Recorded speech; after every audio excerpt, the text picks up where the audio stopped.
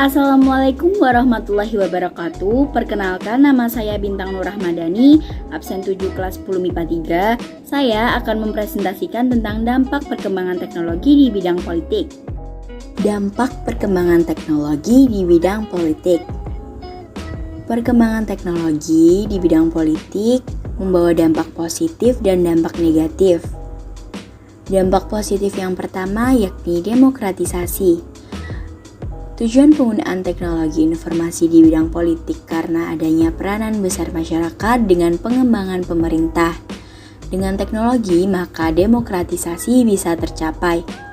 Yang kedua, ramah lingkungan.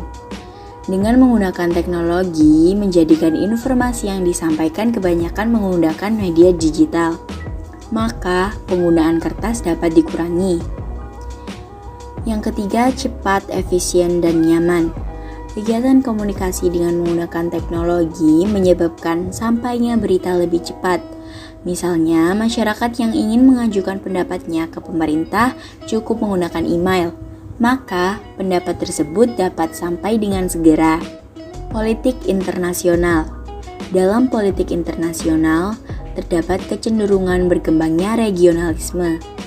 Kemajuan di bidang teknologi telah menghasilkan kesadaran regionalisme, sehingga regionalisme akan melahirkan kekuatan ekonomi baru.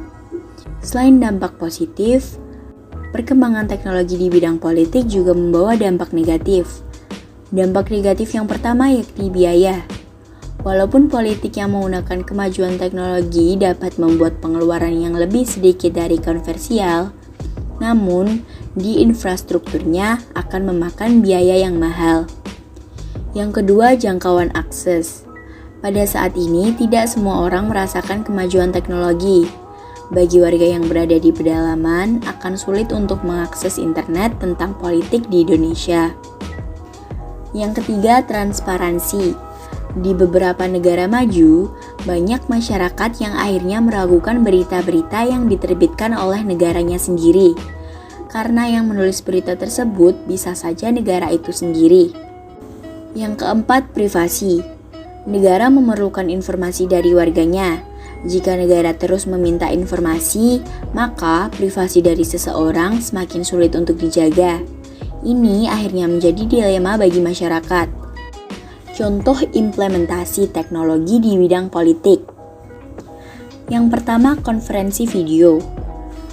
Konferensi video adalah seperangkat teknologi telekomunikasi interaktif yang memungkinkan dua pihak atau lebih di lokasi yang berbeda.